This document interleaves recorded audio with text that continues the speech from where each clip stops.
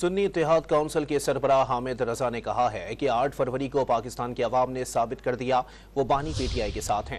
बानी PTI jail में पाकिस्तान की हुकूक के लिए डटे हुए हैं। वो पशीन में अपोजिशन इत्तेहाद के जलसे से खिताब कर रहे थे। अवाम की ताकत के आगे कोई खड़ा नहीं हो सकता। 8 फरवरी को ये चीज इस कौम ने साबित की, इन नौजवानों ने साबित की कि जब इमरान खान ने आइन की सुप्रीमेसी की बात की, सिविल सुप्रीमेसी की बात की, उस मर्द के बच्चे ने झुकने से इनकार कर दिया, तो फिर पाकिस्तान के आवाम ने घरों से निकल कर उस मर्द के बच्चे को वोट दिया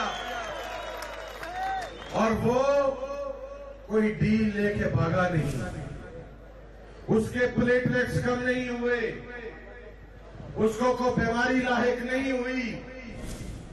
वो आज भी जेल में बैठकर अगर बात कर रहा है तो सिविल सुप्रीमेसी की बात कर रहा है।